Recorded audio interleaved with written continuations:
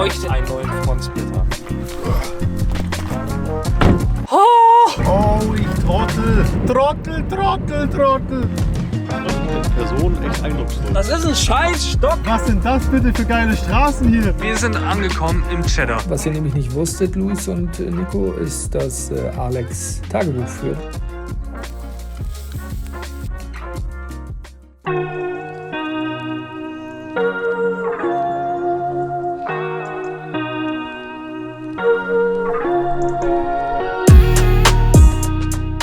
Guten Morgen.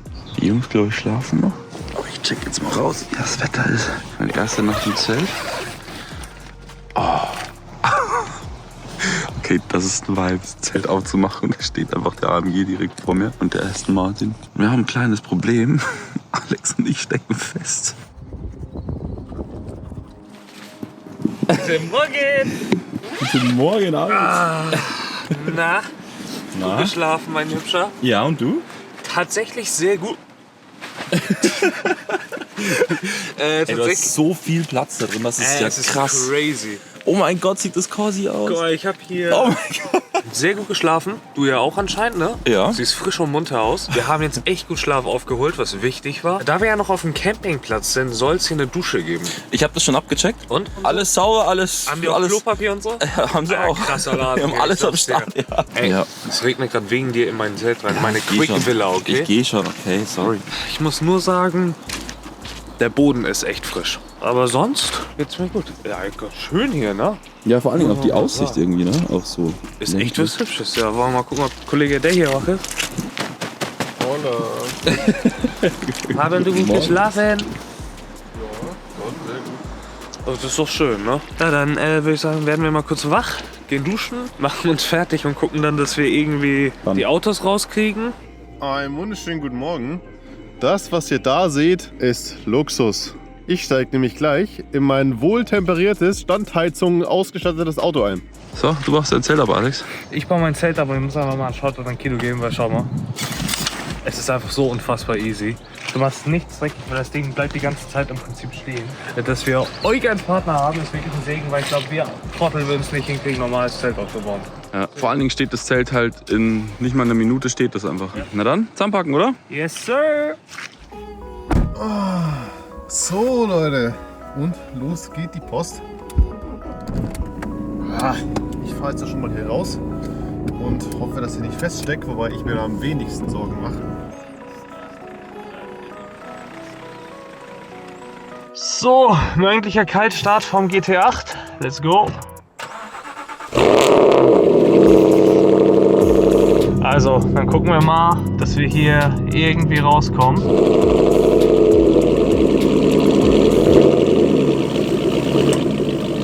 Boah, wie Butter. Easy.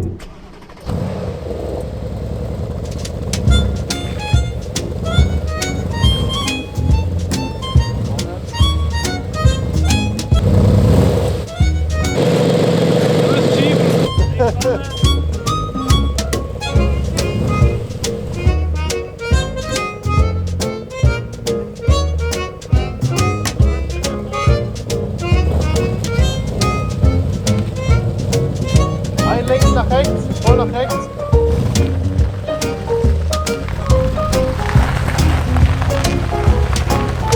Oh, das war jetzt sehr erfrischend. Ich sag's euch, wie es ist, auch wenn es jetzt doofes Wetter war, sage ich mal. Ist egal, voll der gute Vibe, die Jungs sind motiviert. Erster Stop, Stonehenge. Wie kommt man jetzt hier raus? Fragezeichen. Jetzt muss ich den Code eingeben. Nein! Weiter geht's, weiter geht's, weiter geht's. Erste Nacht, Feedback und ultra gut geschlafen. Bei den Jungs glaube ich auch. Alle sind zufrieden, alle ausgeschlafen. Wie war die Nacht? Interessant. Ich war tatsächlich so noch nie campen, aber war mega, mega lustig. Auch der Vibe einfach war richtig wild.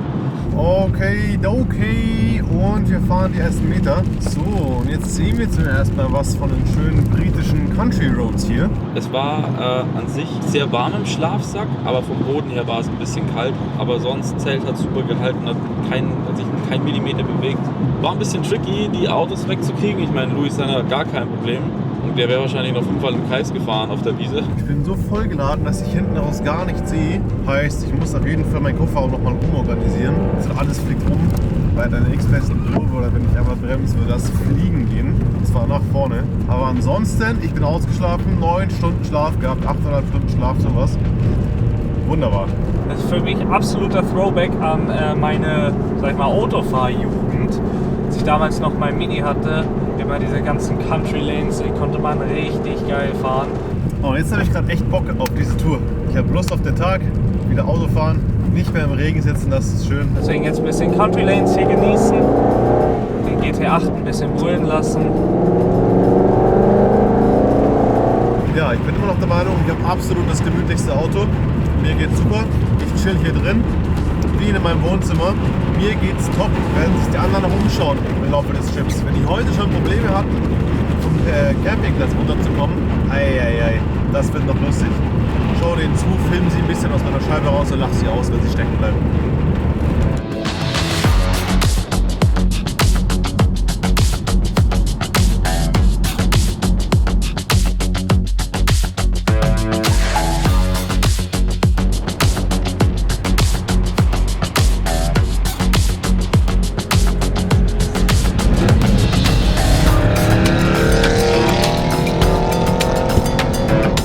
Rollen wir mal rein zur wunderschönen Tankstelle der Wahl heute.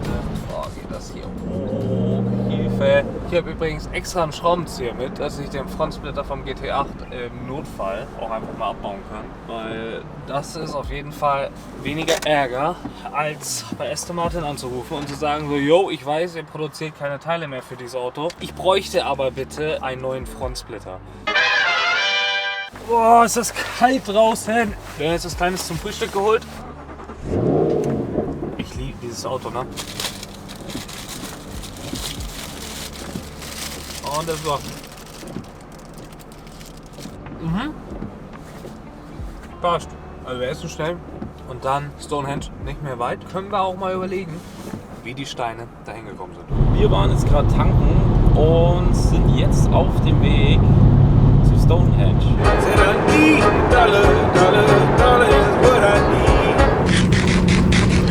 Warum ist es schlecht?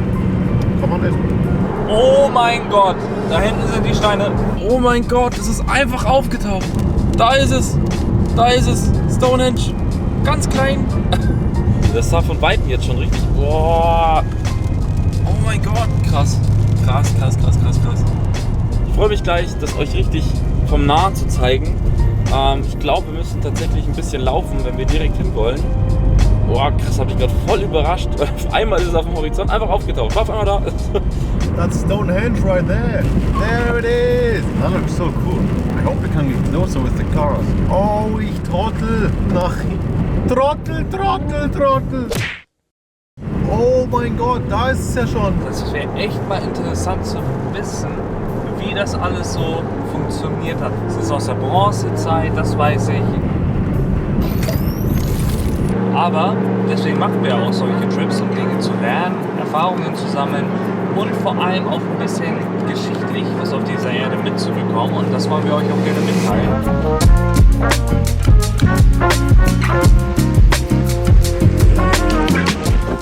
Gut, dann schauen wir uns das Ganze mal an. Wir haben es geschafft zu Stonehenge, also auf jeden Fall zum Parkplatz. Das wird jetzt richtige Touri-Nummer auf jeden Fall. Ja, Mann. Also wir müssen zum Hauptgebäude jetzt vorlaufen, dann müssen wir uns Tickets kaufen und dann schauen wir uns mal Steine an, würde ich sagen. Ne? Schauen wir uns Steine an, ja? Ich brauche jetzt eure Vermutungen, meine Lieben. Okay. Wie denkst du, sind die Steine damals da hingekommen? Weil die kommen ja aus der Bronzezeit. Die sind da gewachsen, hat jemand gepflanzt. Ja. Und weil Steine sind, brauchen sie länger als Bäume. Aber die sind dann dahin gewachsen. Nico, was denkst du? Ich glaube tatsächlich, dass die Steine auf so Holzpfähle entlang geschoben wurden und dann positioniert wurden. Wie sie dann aber aufeinander gestapelt wurden. Das wäre keine Ahnung. Mit so einem Flaschenzug, dann ist es ja kein Baum oder irgendwie ein anderes Gebäude daneben. Interesting. Hat er gerade gesagt, da ist kein Baum und ein anderes Gebäude daneben? Ja. Okay, sehr gut. Ach komm, Alter.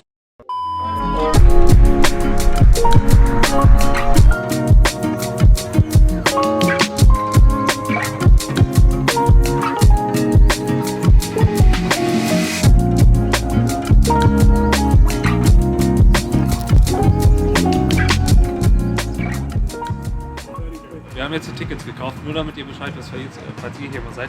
Es kostet jetzt 81 Pfund, dass wir einen Stein streicheln dürfen. Ich glaube, wir dürfen den nicht anfassen. Ne? Stimmt. Aber Museum ist im Drin. Deswegen latschen wir jetzt mal hier rein und gucken uns das Ganze an. Ich möchte gerne professionell wirken, also hier haben wir alle Infos. Ach, Nico, pass doch mal auf, wirklich. Es möchten hier auch noch andere Leute vorbeilaufen, wirklich. Also, Museumstor, Mädels. Wow. Ich finde es jetzt sehr interessant, was wir hier überhaupt sehen werden. Also jetzt müssen wir gar nicht mehr hinfahren. Ja, das müssen wir aber schneiden. Hey, stellt euch mal vor, hier Sim zu fahren. Das wäre wild. Das wäre richtig crazy.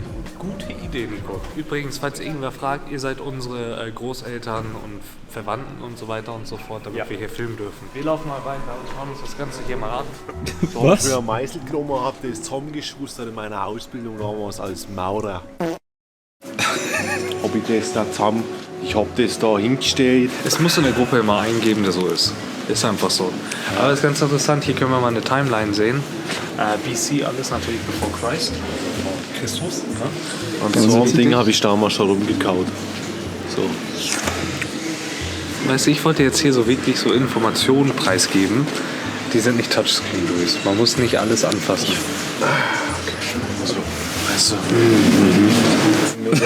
Tempel, ja. Luis, guck mal da hinten. Hier da Da steht dein Uropa, geh mal da hin gucken. Der hat nach dir gefragt. Berti, ja, den kenn ich doch. So, jetzt können wir kurz in Ruhe hier filmen. Also wie gesagt, bevor Christ, Livestock und so weiter und so fort. Was lustig ist, hier werden diese ganzen anderen, ich sag mal, Tempelgeschichten mitgezeigt, wie zum Beispiel hier auf Malta, dann in Frankreich und dann in Irland tatsächlich. Die Frage ist natürlich, wann kam Stonehenge dazu? Und das können wir genau hier sehen. 2500 BC war Stonehenge dann gefühlt da. Viele denken ja wirklich, dass es auch was mit der Aliens zu tun hat. Ne? Kann ich mir jetzt nicht vorstellen. Aber es ist natürlich genauso ein Mysterium wie die Pyramiden. Die Pyramiden, da frage ich mich wirklich, wie die das gemacht haben, weil die Steine waren noch schwerer. Supercar Camping Trip. Ägypten? Wäre richtig crazy. Gut. Morgens aufwachen vor Pyramiden.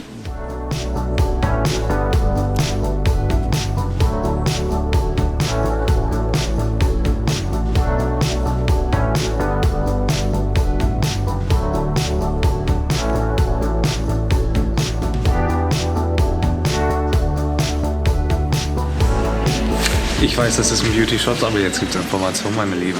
Also in der Nähe von Stonehenge wurden viele Leute auch begraben. Ihr Grab war da. Was interessant ist, die haben damals so Personal Items ein bisschen mitgenommen, genau wie die Pharaonen und Co. in Ägypten. Ja, dem wurde was beigelegt. Genau. Zwischen 20 oder 30 wurde er begraben, 2460 BC. Er hatte tatsächlich Cattle mit dabei, im Sinne von Vieh. Was hast du gerade gemacht, Nico? Ich hab gerade mein Eintrittsbändchen weggescheppert. Junge. Wusstet ihr, dass es auch Woodhenge gab oder gibt? Woodhenge? Woodhenge. Habe ich hier gelesen vorher. Es gibt das mit Bäumen. Ja, klar kann ich das. Also du bist echt ein Tollpatsch, weißt du das? Da haben wir Nikos Vermutung tatsächlich. Einfach recht Cheatcode. Ich war hier schon mal. Ich sag nur 600 PS. Nee, das Beste war 10 PS Couch. You wrote nothing. Nothing is right. You get a point. I don't know. Ich bin 99. Also ich bin so stark wie 95 Männer, Digga. Das steht hier. Wait a minute.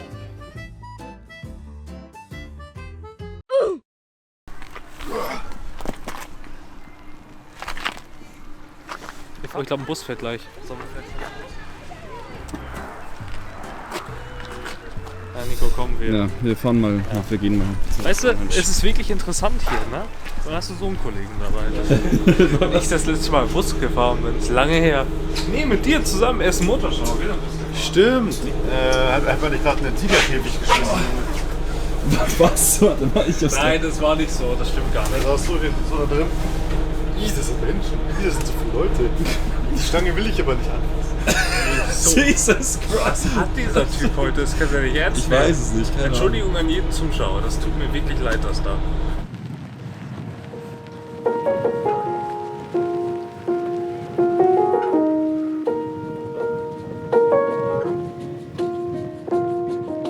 Wir haben es geschafft. Ich hätte gedacht, man kommt näher ran.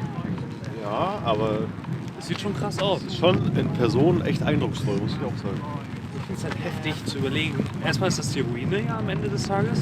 Und wie alt das ist halt echt krass. Da schaut man schon so mit einer gewissen Ehrfurcht drauf. Ja, definitiv. Also ich schaue mir das auch gerne 10 Minuten noch an. Ich stehe hier und schaue mir das jetzt echt noch ein bisschen an, weil das ist schon eindrucksvoll.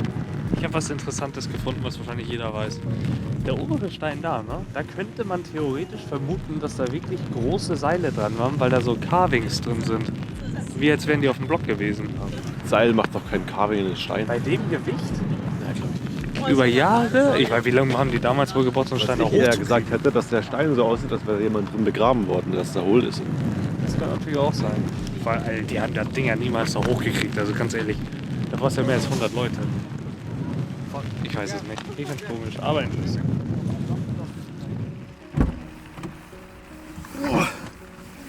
Ist es kalt?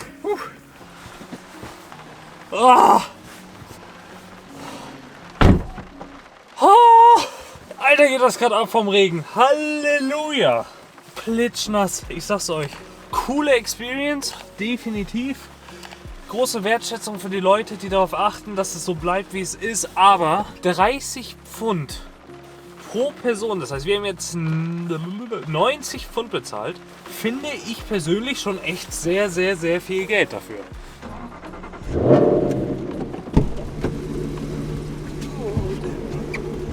So, das war Stonehenge. Man sieht es immer irgendwie in Social Media oder so. Aber echt crazy, wenn man dann so davor steht und mit diesem Museum kriegst du halt echt einen coolen Eindruck, was da alles passiert ist und wie und was. Also wirklich, wirklich cool.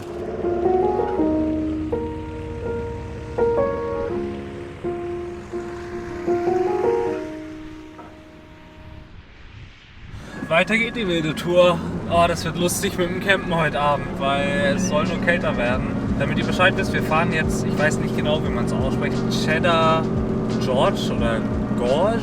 Genau, wir rollen. Wir haben jetzt etwa eine Stunde Fahrt vor uns und dann kommen wir da auch schon an. Soll ziemlich cool sein optisch. Wir sind gespannt. So, das war Stonehenge. Ich muss sagen, es ist ein bisschen so ein mystischer Ort. Man steht davor, schaut sich das an, aber es ist ganz eindrucksvoll. Es ist wirklich ein bisschen Magie an dem Ort, muss man sagen. Also es ist sehr empfehlenswert, empfehle ich jedem. Ich sag's wie es ist. In einem Aston Martin durch England zu fahren, ist einfach geil. Es passt einfach, der Vibe ist wirklich 1A. Genießen wir mal die British Country Roads und fahren weiter.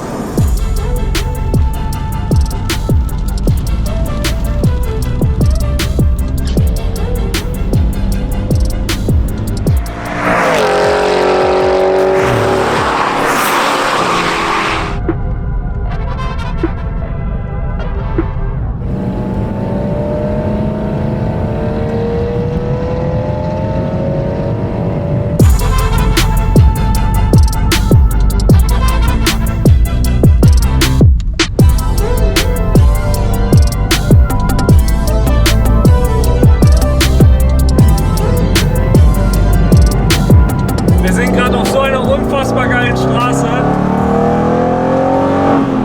Oh, ich liebe dieses Auto.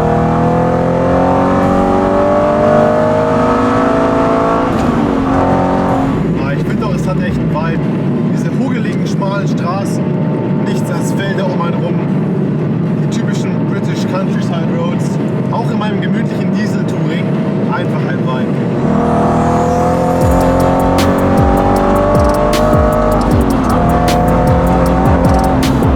Genau dafür ist dieses Auto gemacht. Genau für solche Straßen, ich sag's euch. Es ist unfassbar. Es ist unfassbar, wie toll dieses Auto ist. Schon wisst ihr, mir ist egal, dass Nico CarPlay hat und Luis vielleicht einen Verbrauch wie ein junger Gott und wahrscheinlich einfach sein Leben mit Standheizung da drin steht.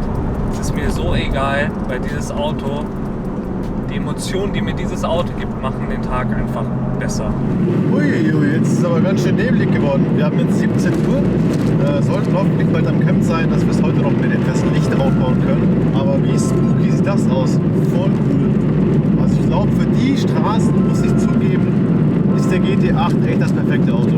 Aber das würde ich natürlich Alex niemals sagen wollen. Die Straße sieht so crazy aus. Sieht aus wie aus einem Horrorfilm. Das ist echt wild. Und jetzt hier dieser krasse Nebel mit den Bäumen, das sieht so krass aus. Ich bin gespannt, was heute Abend zu essen gibt. Boah, ja, ist ja okay. Mann! Junge, das ist ein Scheißstock. Das war jetzt so ein Stock.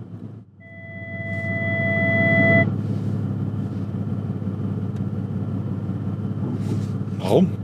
Warum?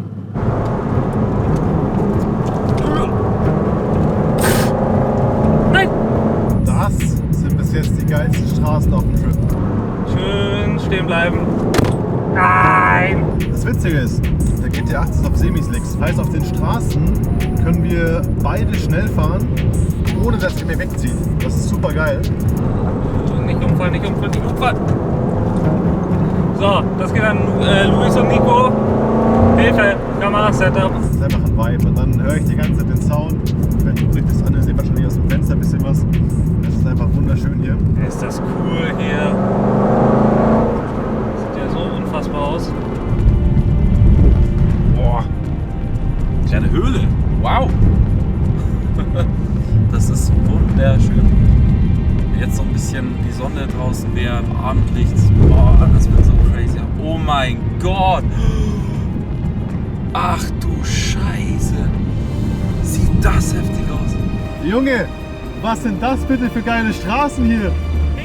Das ist ja geisteskrank. Wir sind angekommen im Cheddar beim Käse. Hier stehen die Autos. Es ist unfassbar.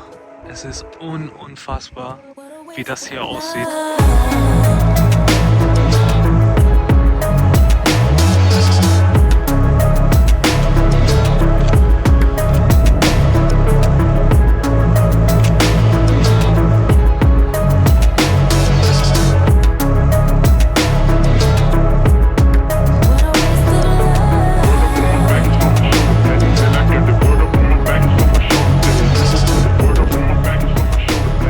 Händchen hoch? Nee. Also, wir sind in Cheddar Gorge. Cheddar Gorge. Käse. Ich weiß nicht genau, wie man es hier nennt. Aber es ist mal wieder sehr dunkel. Gleich ist das Licht weg. Aber bald ist weg. Ja. Ja, dunkel. Wir müssen auf jeden Fall jetzt erstmal schnell ein Campsite suchen. Plan ist Campsite, Camp aufbauen, dann bleibt vielleicht einer im Camp und 2 gehen einkaufen. Ich würde sagen, wir fahren einmal kurz ein Stück weiter runter, orientieren uns da, was da so abgeht. Aber deswegen würde ich sagen, wir skippen direkt, ohne Verzögerung, zum Campingspot. Ja.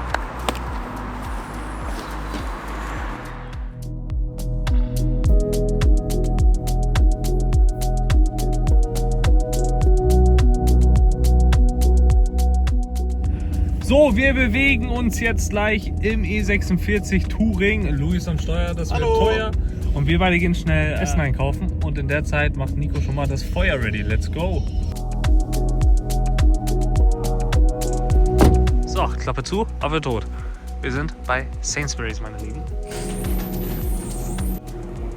Ich glaube, hier sind wir richtig, oder? Sieht richtig aus, ja. Ja, finde ich auch.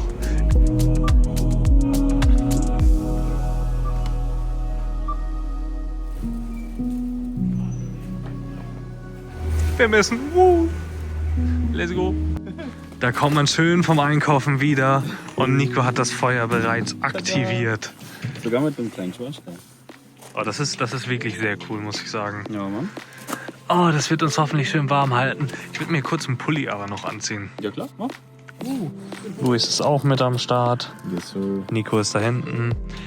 Einfach mal kurz ein bisschen aufwärmen und dann knallen wir gleich unser Essen raus. Wir haben Chicken, wir haben geile Nando-Soßen, wir haben Salat mit dabei, wir haben Grillkäse mit dabei. Ihr müsst euch jetzt vorstellen, ihr liegt ganz gemütlich irgendwo, wo es kalt hier ist. Jetzt wäre hier Geschichten-Stories. Ich habe eine Idee. Ich schicke dem eine Memo, dass er uns eine Fire Story erzählen soll. Da machen wir jetzt eine lange Timelapse und lassen eine PPOV Story drüber laufen. Dann geht's jetzt 3, 2, 1 in PPOV Storytimes. Hallo Alex, hallo Luis, hallo Nico. Ich hoffe, es geht euch gut. Auch wenn ich hier ganz enttäuscht in der G-Klasse mit gepackter Tasche sitze in der Cave und dachte, es geht jetzt gleich auf unseren Supercar Camping Trip Richtung UK, aber ihr seid ja schon los. Ich habe die Zwischenzeit genutzt, habe ein bisschen aufgeräumt in der Cave und beim Aufräumen ist mir dann das Tagebuch vom Supercar Camping Trip Nummer 1 in die Hände gefallen. Was ihr nämlich nicht wusstet, Luis und Nico, ist, dass Alex Tagebuch führt, wenn er dann abends im Schlafsack liegt und so ein bisschen aufschreibt, was ihn so bewegt. Da könnt ihr euch bestimmt auch an das eine oder andere erinnern. Ich dachte mir, ich lese auch einfach mal vor, damit ihr auch so ein bisschen wisst, wie Alex die Dinge sieht und was ihn so bewegt. Würde ich einfach mal eine Geschichte, die er aufgeschrieben hat, würde ich euch gern vorlesen. Unheimlich. Die erste Nacht im Zelt von Alex. In einer Gegend, wo sich die Füchse gute Nacht sagen, bauten wir das Zelt auf, weit oben am Hang. Ein Windstoß hätte es davon gepustet, doch wir waren froh, dass es überhaupt stand und krochen hinein. Der Boden hauchte eine nasse Kälte aus. Es war unsere erste Nacht im Zelt und weil wir Mitte 20-jährige Knirpse sind, dachten wir, das alles müsste so sein und heuchelten Begeisterung. Wir lagen Rücken an Rücken wie 3 hochkant stehende Bretter. Die Kälte kroch bis ins Mark und wir schwiegen endlich, weil wir keinen Satz mehr herausbrachten, ohne dabei mit den Zähnen zu klappern. Dann lugte der Mond zwischen den Waldbergen hervor und in seinem fahlen Licht sah ich den Mann, der auf unser Zelt zukam. Er war noch weit entfernt, seine Umrisse verschwammen bisweilen in den Nebelschleiern, die über dem Boden geisterten. Der Schreck fuhr mir so in die Knochen, dass ich der Erscheinung starr entgegensah und nicht den kleinen Finger rühren konnte. Der Wind trieb sein Spiel mit den Nebelschwaden und den Gräsern, die im Mondlicht zerrannen und wechselten die Konturen. Bald schien die Gestalt zu einem riesenhaften Berggeist anzuwachsen, der im Begriff war, über das Zelt hinweg zu stampfen. Dann schrumpfte sie zusammen, schien ein boshaftes Männchen zu sein, das lautlos auf uns zuschlich. Luis, Nico! Endlich hatte ich den Namen meiner Freunde herausgewirkt. Ein Mann! Ich krächzte wie ein Rabe. Luis und Nico, zutiefst entrückt, waren der vernünftigen Ansicht, dass mich ein Traum genaht hatte und kosteten die Situation weidlich aus. Wo?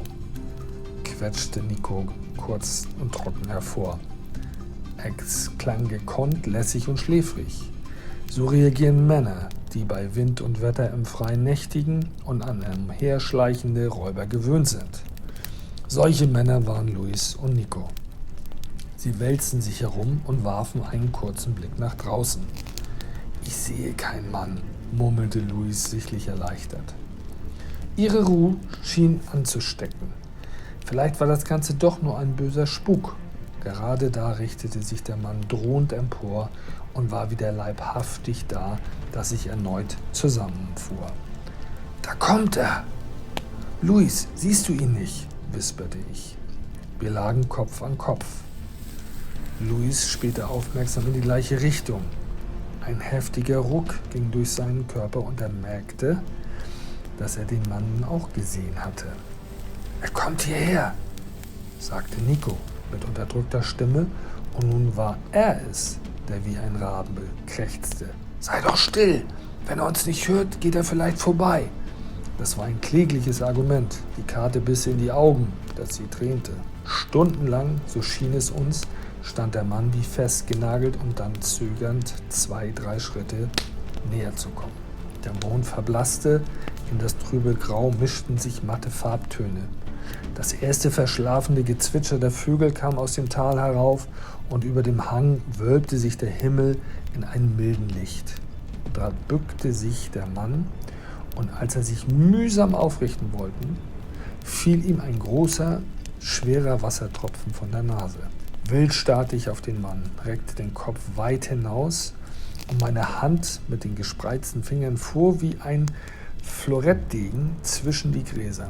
Wütend riss ich einen Halm samt Wurzel aus der Erde und hob ihn triumphierend in die Höhe. Hier, Luis und Nico, hier ist der Mann, schrie ich laut in den frühen Morgen hinein. Als wir dann den Mann genauer betrachteten, da war es ein Kreuzwurzelstängel. Wilder Weizen, meinte Nico, sehr sachkundig. Unser Blick fiel auf die durchsonnten Höhen jenseits des Tals. Die erste Nacht im Zelt war überstanden. Ach, das war doch schön, oder?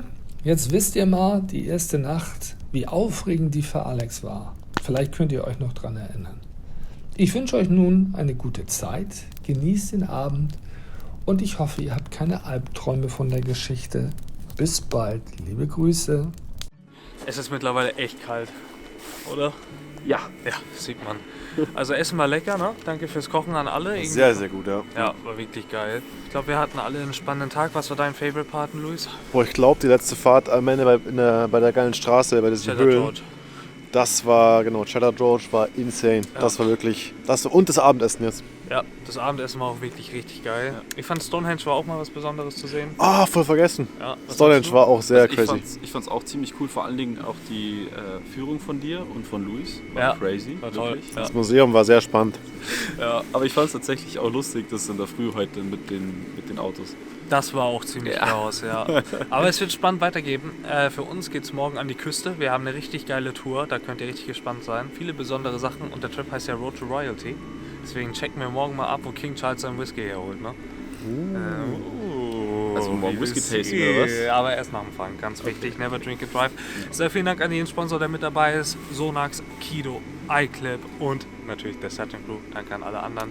Denkt dran zu abonnieren, liken, share, Glocke drücken. Das war's, glaube ich, ne? Ja. Oh, mir ist kalt, ich jetzt bin. Gute Nacht. Gute Nacht. Tschüssi.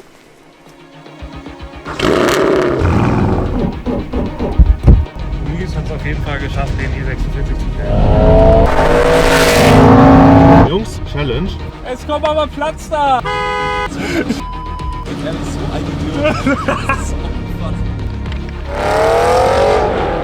Wir dürfen hier legal Donuts machen. Das ist so geil.